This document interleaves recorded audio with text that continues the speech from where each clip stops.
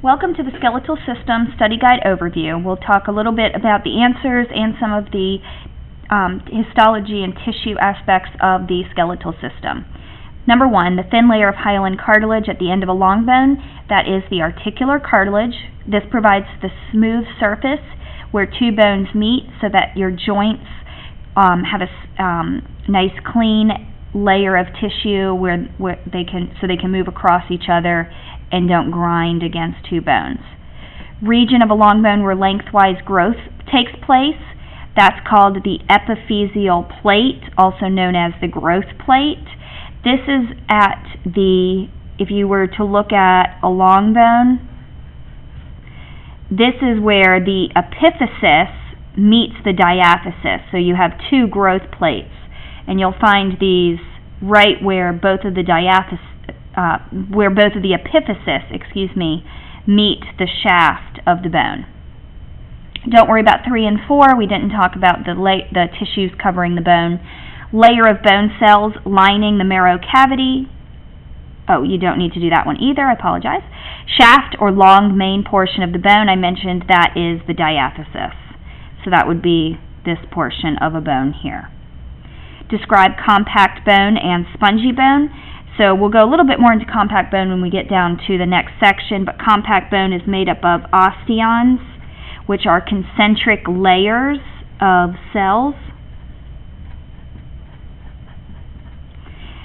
This provides strength and rigidity without taking up a lot of mass.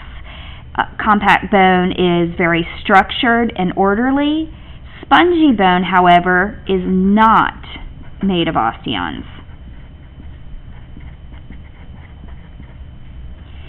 It's just osteocytes that do not arrange themselves in those rings.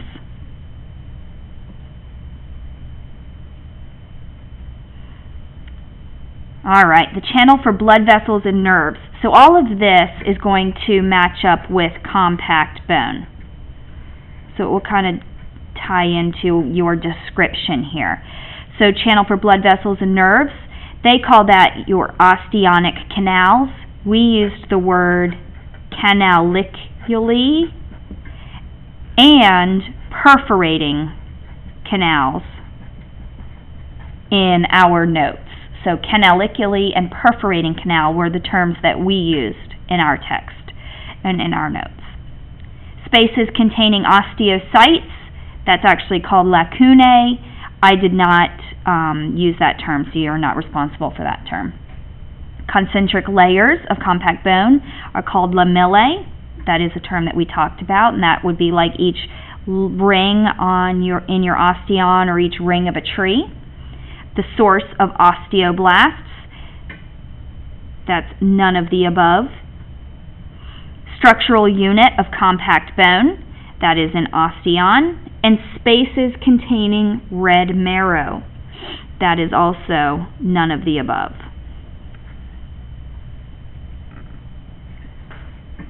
Over here, fills the spaces in spongy bone, that's yellow marrow.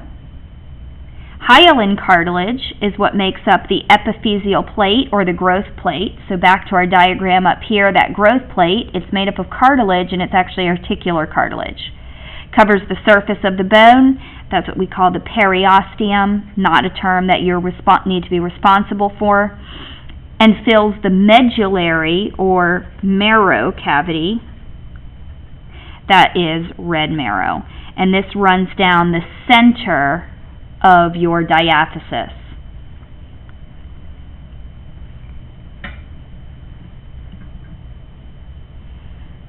All right, writing the answers to the statements. So cells that deposit bone matrix.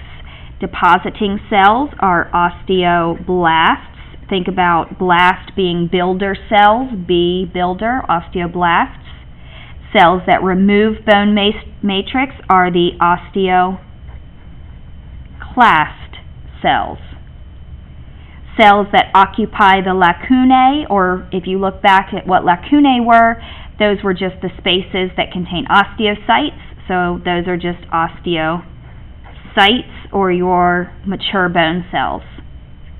Site of growth in long bones, that is your epiphyseal plate or your growth plate.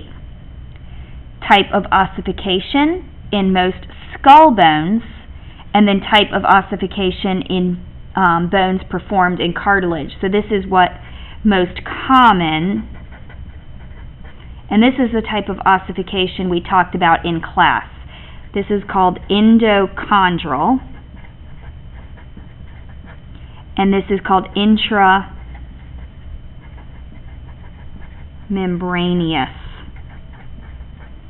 ossification. Two different types of ossification that occur in the body based on the shape of the bones. Endochondral is the one that you'll be responsible for knowing the steps, and we took notes on those. Cells that hollow out the medullary or marrow cavity, those would be your osteoclast cells.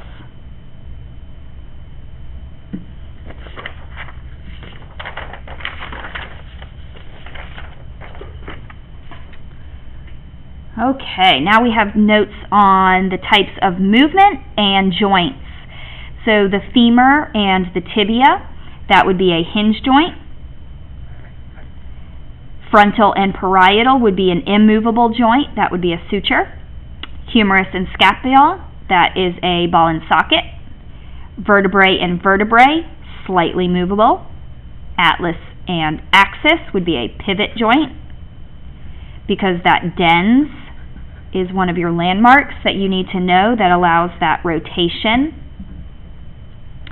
Carpal, this is what we called a gliding joint, number 5. Trapezium and metacarpal 1, which is the thumb, that's a saddle joint. Coxa and femur, coxa is the pelvis, and the femur is a ball and socket. Maxilla and zygomatic is a immovable joint. And metacarpal and phalange, that is a condyloid or ellipsoidal joint.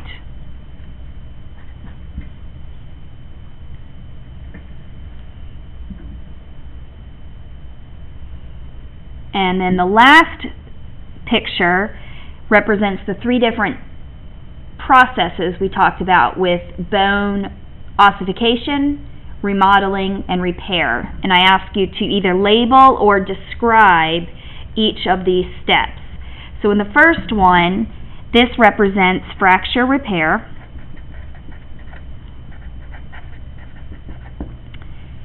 In the first one, you have a break, and the first thing that's going to happen is that a blood clot is going to form. You're going to get after that blood clot is going to form, you'll have a connective tissue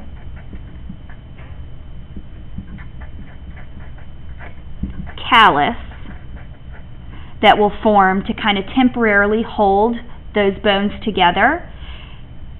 After that temporary connective tissue callus forms, eventually spongy bone will fill in over that connective tissue callus, and the spongy bone will eventually be replaced by compact bone.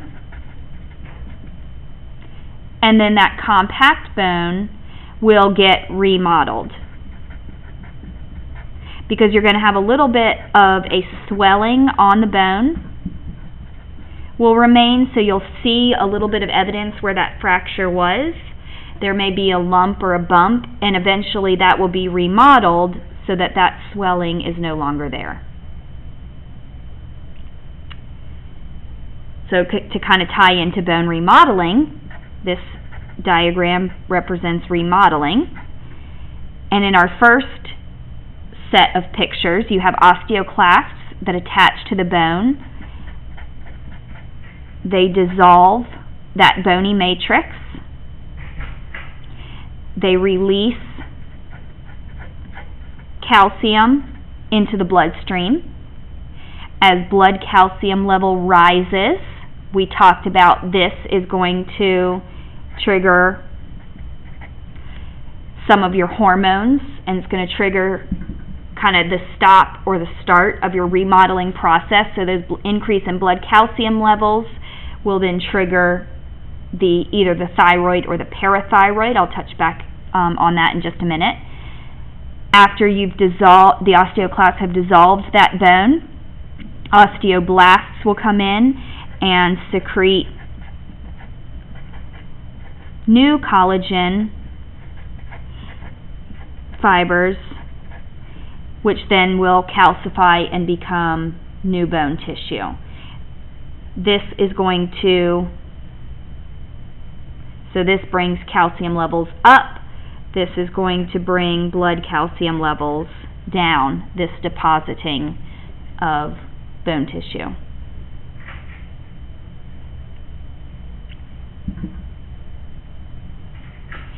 The last one is ossification, and then describing each step in ossification. The first one, you've got your cartilage model that forms. The cartilage cells will begin to die off. This is going to allow osteocytes to come in and start to invade that cartilage model. I'm going to just put OC for osteocytes. Eventually, blood vessels are actually going to come and start to invade that bone as well.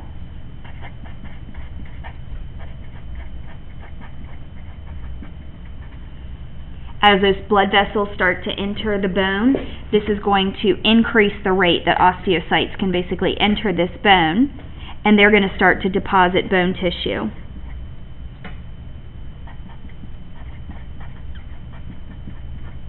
And I apologize, I said osteocyte. Here I'm specifically talking osteoblasts. So this really should be osteoblasts. The osteoblast cells are going to come in and deposit bone tissue. So you're going to have more depositing of bone tissue. It's going to continue through the diaphysis and outwards to the epiphysis. In D, the bone will continue to elongate along the diaphysis at the growth plate, at the epiphyseal plate, or at the growth plate. Hopefully this helped, and I will see you guys tomorrow for the test.